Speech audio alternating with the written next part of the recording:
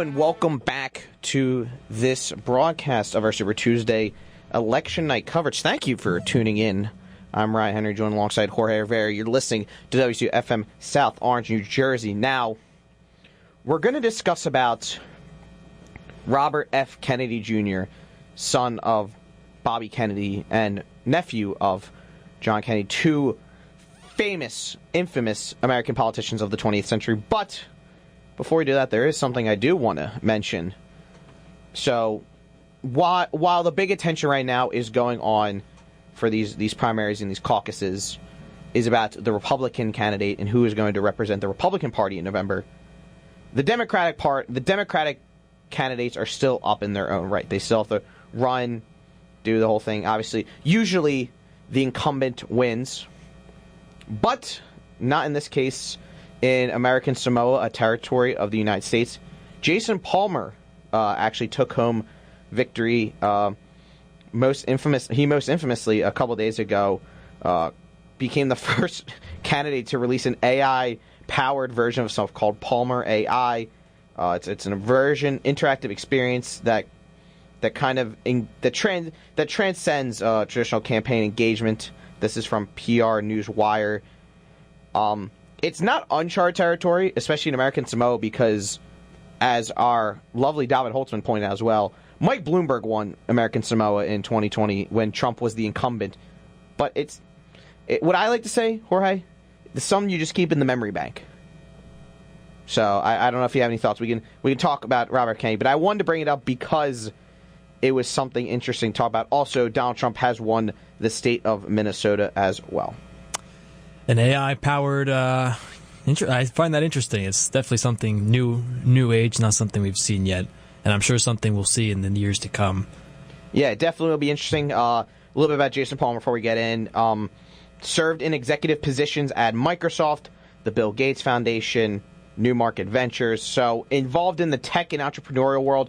Obviously has a lot of Bill Gates influence by those the two former companies I mentioned. But let's talk about Robert F. Kennedy Jr., a former Democrat turned independent in October.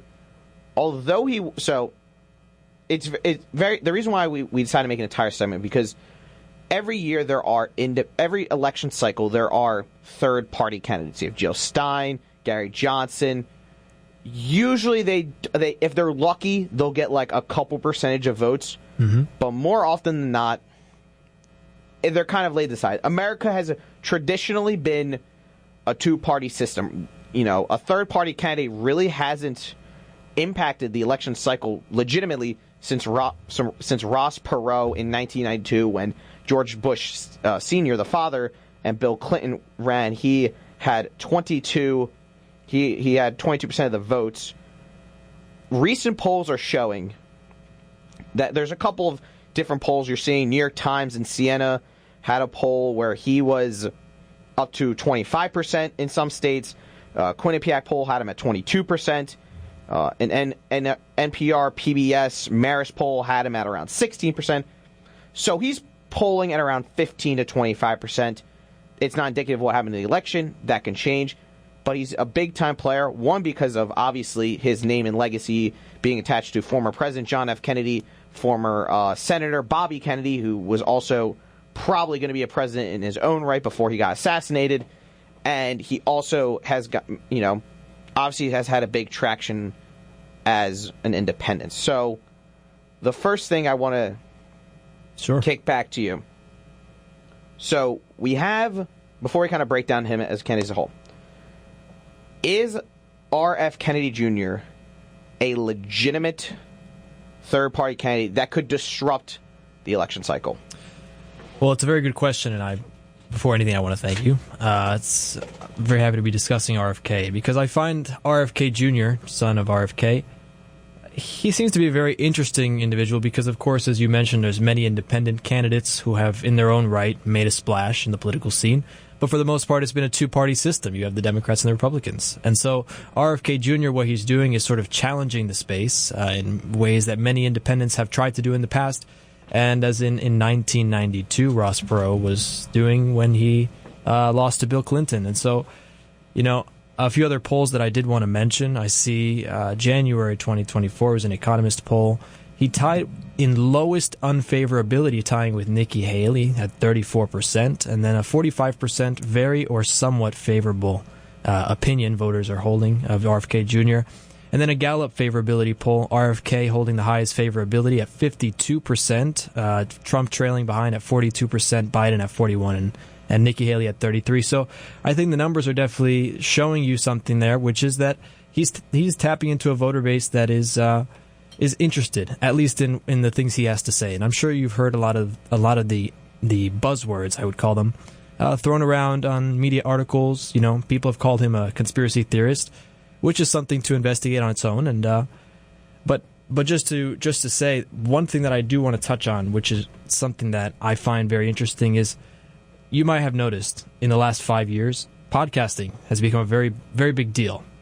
So what I did was I compiled a short list here of 6 different podcasts that he's gone on, mainly from June of last year to about September. So Joe Rogan, 10 million views in June of 2023. Bill Maher, 2 million views also in June. July 2023, Lex Friedman, 7 million views.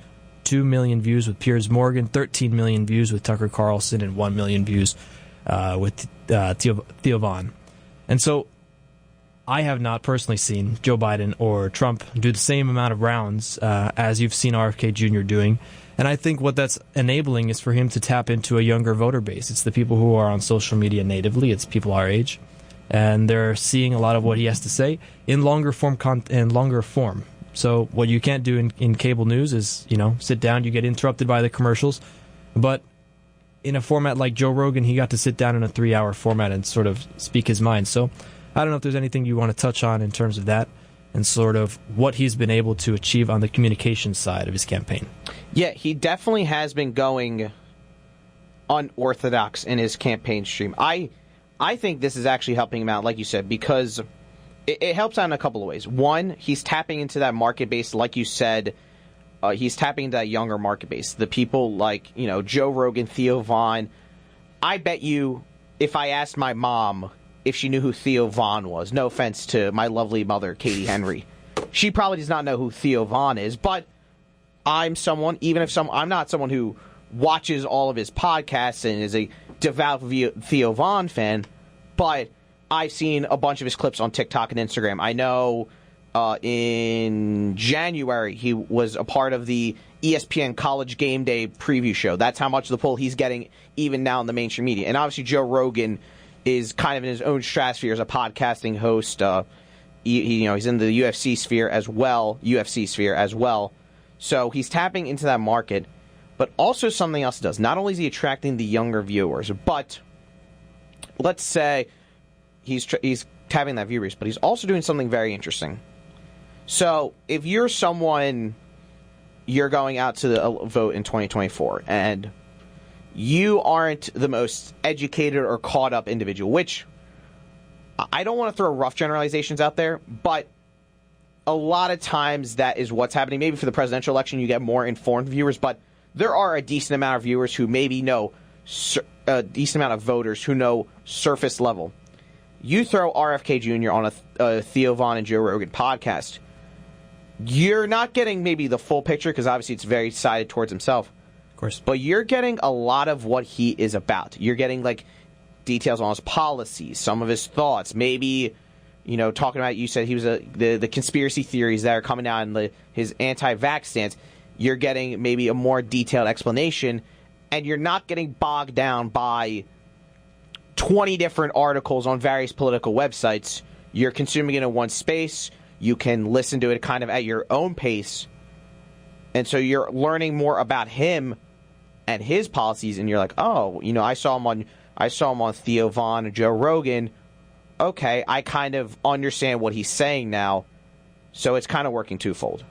Yeah, exactly. And I think it's giving the viewers and listeners the opportunity to learn for themselves. While a media organization might put things a spin on them, you want to hear it from themselves, from the candidate themselves. And even though, it's going to have a bias, of course. It's you put anybody on a podcast, they're going to talk about themselves. They're going to put themselves in a positive light. I mean, that's undeniable. but it's giving you, the listener, the opportunity to decide for yourself, and I think that's the most powerful thing. The other thing I wanted to mention was that I'm not sure if you saw the Super Bowl, but there was an ad there. I don't know if you wanted to cover that.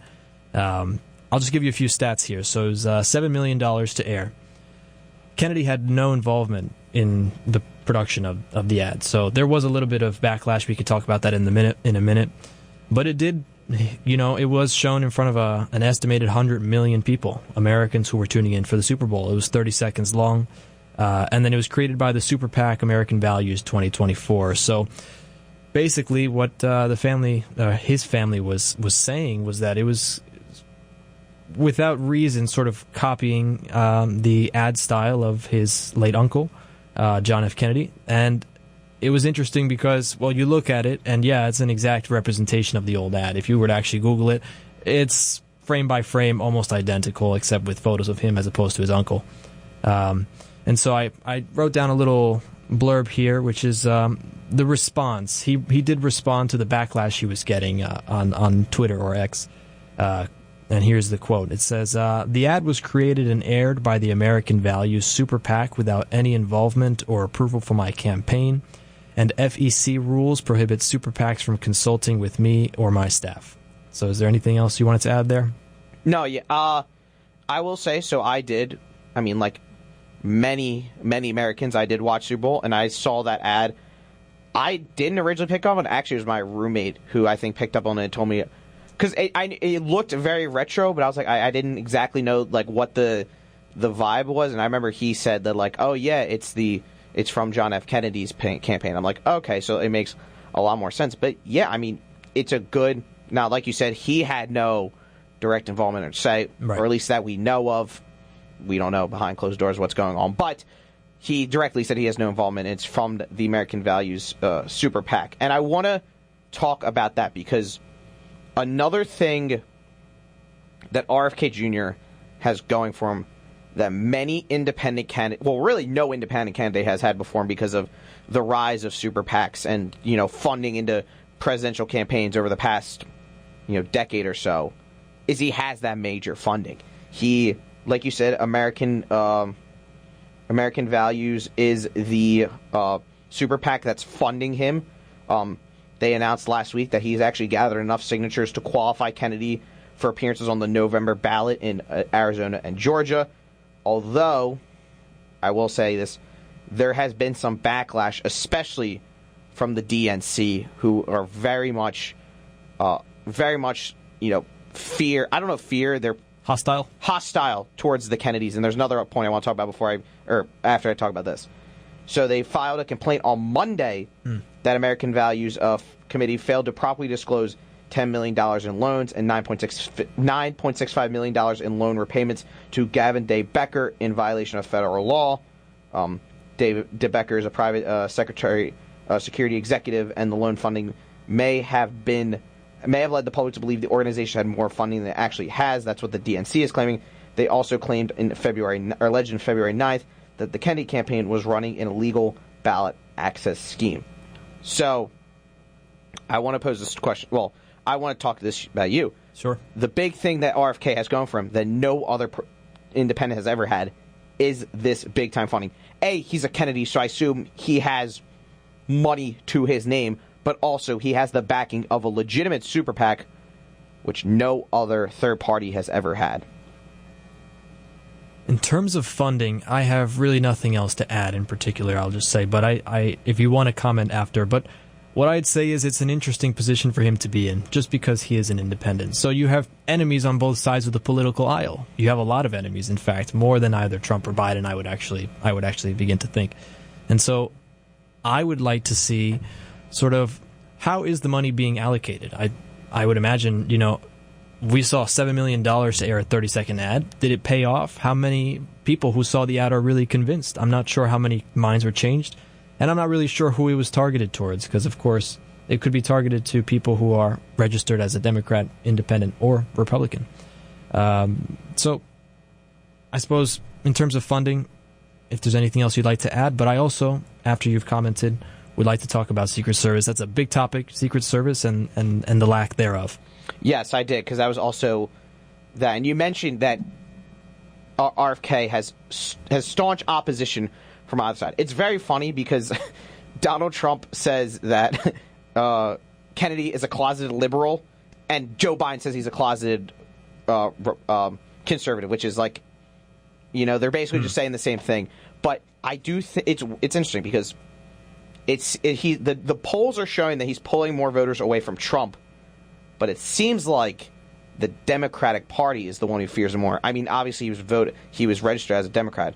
You have the DNC filing some complaints against the super PAC. We'll see how those go. But the point you were referring to is RF Kennedy Jr. right now has no Secret Service, which, when you're thinking about it, why doesn't he have Secret Service? But it is essentially a gentleman's agreement that every opposing candidate will get Secret Service, provide them by the incumbent president. So when Donald Trump was running in 2016, President Obama gave it to him. When Joe Biden was running in 2020, Donald Trump provided him Secret Service. In 2024, talking about how much political polarization, Joe Biden is still providing Secret Service to Donald Trump. He is not providing service to Robert F. Kennedy. Do you think... Now, there are two main arguments that you could say this. A, Joe Biden doesn't believe he's not a technical legitimate candidate, so he doesn't qualify?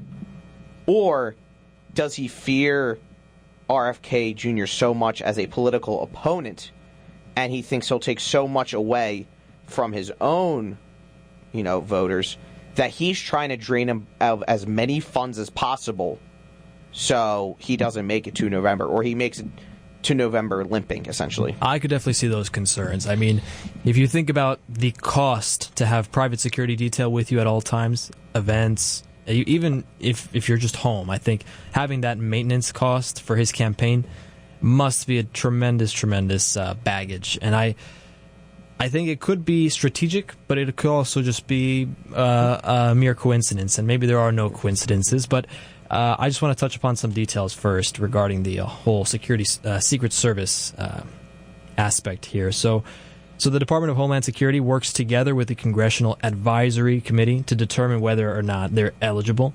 If we look at history, we see Trump actually had Secret Service far before Super Tuesday. So, we have to judge based on a number of different factors, whether it's polling, fundraising, perceived threat levels to said candidate.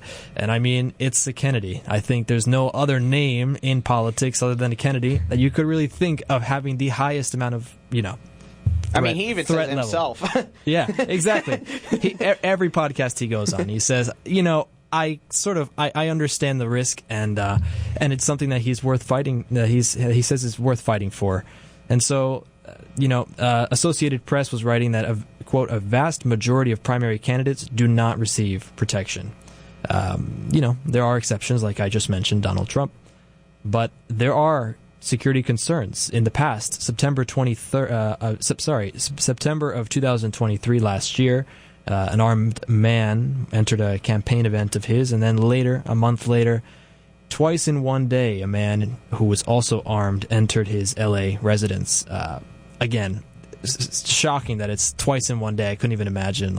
Once in the morning, once in the afternoon. I don't know what the whole case there was, but there's definitely a case to be made. The fact that he does need Secret Service, and it's not one time that he had requested Secret Service. I believe it's 3 or more times at this point. So I don't know if there's anything you want to comment there. I find it so fascinating. I find it fascinating as well. I also think, I don't entirely blame him, but the fact that he's not getting Secret Service, and I don't want to put the tin hat on, but it's also very, like you said, there may not be any coincidences. The one guy who's not getting Secret Service also happens to be the father of a very infamous political candidate who got assassinated, and is the nephew of another. and during his campaign, mind you, RFK, the father was assassinated at exactly around this point during his campaign, which is just something to note. So, I obviously don't. Well, I obviously wouldn't hope that that's the intention, but you have to, you cannot be concerned if you're RFK. But I want to talk about more of. I want to switch topics just a little bit. Sure. When you mentioned, what was the stat you said that he was ahead of, or He was second to Nikki Haley, or ahead of Nikki Haley. I wanted to get the exact wordage because as a transition. So we're talking about favorability. Favorability. Right. That's. I wanted to find the right word. Yes, yes, yes. Favorability. Favorability. So, when you're talking about Donald Trump, Joe Biden, I mentioned this during my Donald Trump, or when I was talking about the criminal trials, and they mentioned on the last topic as well. We have not been at a more dire situation where you either love or you either hate the candidate or you hate both candidates at the same time. There's many, Joe Biden's approval rating right now is in the 30s, which is historically low for a president. I forget who said it was like the lowest for a president entering his third year, which is historically low. RFK has something to offer for both sides. Do you think his viability? Do you think he actually serves? Could he actually cause a ripple effect and serve as a true alternative? Because so many people saw what happened in 2016, saw what happened in the COVID pandemic. They're like, nope, don't want that. They're seeing right now, U.S. is entering 2 proxy wars. They may or may not should be involved in. The economy is at an all-time low. They're like, I don't want that either. Also, both of them are in their 80s. Like, that's a concern. There's obviously the Joe Biden drama recently controversy recently where he wouldn't take a cognitive test. And look, it's a real threat because you're not only voting for Donald Trump and Joe Biden at their current ages. You're getting them for Joe Biden will be 85 by the time he has done his by the time 2024 happens, and Donald Trump will be 81. They're late in their age, as we can see. Cognitively, we can comment, but I think what I would like to talk about here is what we're seeing in terms of policy. I mean, you mentioned earlier, whose votes is he going to be, siphoning? And you said Trump. I'd be curious to hear your opinion on why, but I also have a few points on actual policy itself.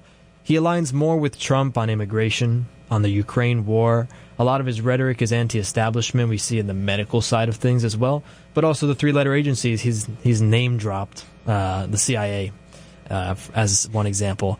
But then again, the media as well. He talks a lot of anti-establishment rhetoric, and I think that's appealing to a lot of Republican voters, but also I would say anybody on both sides, because you have people who are weary of government on both sides of the political aisle. One other thing that I made a note of I found very interesting. This was a tweet that he made the other day, RFK Jr., saying that he plans to repeal the Patriot Act. I'm not sure if you're familiar with this, which is an act essentially that expanded government surveillance in order to counter terrorism that followed 9/11. And so this is something that he seeks to repeal if he were to be elected. But these are some of the points with Trump. I would say that in terms of aligning with Biden in policy, more environmentalism. And I just want to add a quick anecdote. So I heard a little bit of the Joe Rogan podcast and a little bit of his background, which I found to be pretty interesting. He was basically, a lot of his early career had to do with litigating against corporations that were polluting the environment in many different places. He worked on the Hudson River because there was one point where one of his personal stories, if I can recall, he was talking about how Ford had a plant that was situated on the Hudson River, and they would be, manufacturing their cars, and there would be runoff, paint running into the Hudson. And he said, the Hudson, each and every day is a different color because of all the chemicals that are running in it. Mm-hmm. And so he helped in the cleanup program for this, cleaning up the Hudson, and over many, many years. Now I'm sure you go to Hoboken, you're like, wow, this is beautiful. It's like clear blue water. Maybe not clear blue waters. Yeah. It's more like green, but it's better than what it was. You can maybe see like 4 feet down. Yeah, like there's no animals there. Nothing is swimming in those waters. No.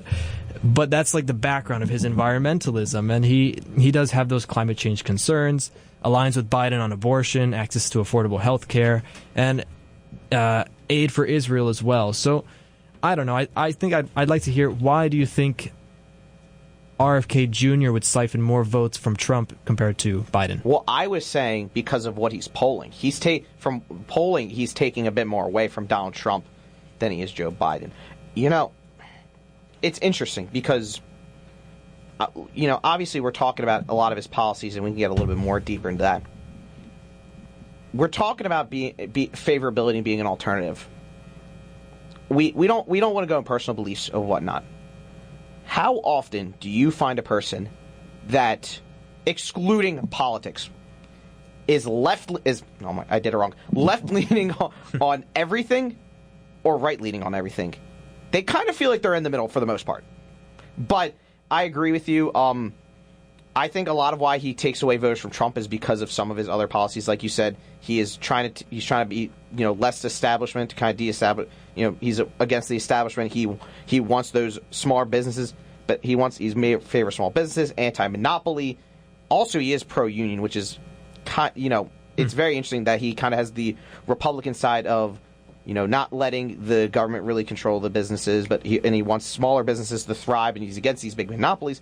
But he also wants he's also very much in favor of unions. Like you said, he's a big into immigration. He will not take away. He's not against the Second Amendment.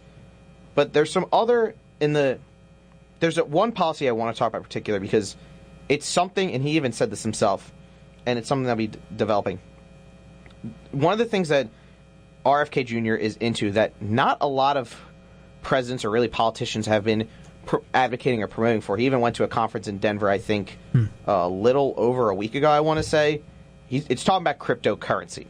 Now, at the time, right today, actually, Bitcoin hit a record high. I think it was $68,000 something dollar. I forget the exact dollar amount. It hit $68,000 of Bitcoin, which is the highest it had. And it's also crazy to think about, because about less than a year ago, it was at its lowest, or 2 years ago, it was at its lowest around 20,000. So it's skied high, exponentially has exceeded new heights. Okay? Mm-hmm. And the quote he had was, transactional freedom is as important as a freedom of expression. He also said that he's trying to cater to the middle class because this gives them another avenue of, generating wealth that isn't kind of reliant upon. He said it gives them another avenue of wealth also that isn't really taxed, he said. And it kind of is coinciding with what the SEC is saying now, that they're more in favor of Bitcoin. They're allowing these more public trades. So I wanted to get your thought on it, because I think a lot of the other policies swing in either direction, but I think this is the one thing that he's really stood out against, especially Donald Trump and Joe Biden. So you mentioned a point there. You said that Bitcoin as an avenue for creating wealth. I assume among the newer generations, or really any American who's interested. I'll be honest with you, I don't know very much about cryptocurrency, but what I can comment on is that there are a number of different concerns, not just in the regulation of said cryptocurrencies, not just Bitcoin. There are many other, of course, but there's also the concern of a potential central bank digital currency. I'm not sure if that's an issue that you might be interested in discussing, but he was on a podcast where he did discuss this, and so a lot of I guess I would say a central point of his platform is about creating wealth in this new generation, because he says, well, you look at the generations and the wealth has been basically plummeting. He wants to put every American, every young American, millennial American, I suppose, in a home. That is one of his policy points, and that's one point that he's running on, and he continues to repeat. So I suppose, and also one more thing there is what he continues to blame is these three, as you called them, mega monopolies, the BlackRock, State Street, and Vanguard, who are responsible for having cash offers for homes and basically outbidding anyone who is looking to purchase a home. And so it's interesting there, because that's something that it's not necessarily an issue that's being called out by every candidate. I haven't heard Biden or actually Trump mention these points, but in particular, RFK is dropping the names of these mega monopolies, as you've mentioned, and I find that to be a very unique point of his platform. I think what I'd like to ask you is sort of, where do you see is there a unique point of his platform that maybe Trump or Biden are not offering, that voters who are interested in RFK Jr. as a candidate might be going after or interested in hearing? I do think so, because and this is what I alluded to earlier. RFK Jr. There obviously are a couple of concerns with an independent candidate. You really I'll do a couple of concerns first. One, especially if you're in a voter in a swing state, you're weary of your vote, swinging your vote the wrong way by voting an independent. Mm-hmm. I also think, there are some big his stance on his vaccine stance is very controversial. I'll put it at that. But I do think he does offer a unique position because, like you said, he kind of caters towards both sides, and a lot of people, they may lean a little to the left, a little to the right, but they usually don't lean all the way to the left, or all the way to the right, I did it again, all the way to the right, all the way to the left. And so there's certain policies like, you'd be like, I like the fact that he is an environmentalist, but I'm also someone who, let's say, I'm just going to take this example. I'm someone who is in favor of stopping the establishments, kind of allowing the businesses to kind of operate themselves, not be overregulated by government. But I'm also an environmentalist. So there's policies that can cater to multiple people, and so you don't have to be all in on the left, all in on the right, which I think is unique to really any candidate we've seen in recent memory. He's looking for a compromise between both sides. I mean, if you really want to make changes and you want action, you're always going to have an unhappy party. You're going to have the people who, if we look at if either Biden or Trump succeed in the election in come November, yeah, you're going to have a lot of angry people no matter what the outcome might be. Now, you look at RFK Jr., yeah, I think that it's going to definitely shake up what is currently going on in D.C. And it's just interesting to see because not only... Well, I'll switch up with this. There's one thing that I wanted to mention because you had brought up the conspiracy theorist and the anti-vax claims. So a lot of these claims come from this one particular point where he had written a book. The book is called The Real Anthony Fauci. I'm not sure if you're familiar. Yes, yes. I think at one point on Amazon it was the number one selling book, released in 2021. A few of the topics covered: pharmaceutical industry, the corruption within it, infectious diseases, of course having to do with COVID, very timely subject, and Anthony Fauci, Bill Gates, and another number of other things. And so a lot of the claims come from that point. And I guess what we all have to learn from this is that, yeah, you should read from articles on both sides that essentially have a bias on the left, a bias on the right, and you find yourself reading from multiple perspectives. But the stress is to do your own research, and in order to learn most about a candidate is to hear it from themselves. And I would encourage anybody who is trying to learn about any candidate ahead of November, just to find out yourself. If there are podcasts like RFK, then sit down for 2 hours, take out some time on the weekend, and sort of get informed about the candidate. And if you disagree with them, that's totally fine, as long as perhaps you've learned something and walked away with some information, some knowledge there. I think that is a great way to kind of segue out of this conversation. We're going to take a quick break, but we're going to have Ryan Johnson and Jackson Shank discuss the two main candidates of this 2024 election cycle. As part of our preview, they'll be discussing Donald Trump versus Joe Biden. You've been listening to the election night coverage here on 89.5 FM WSOU. We'll be right back after this short break. Take care.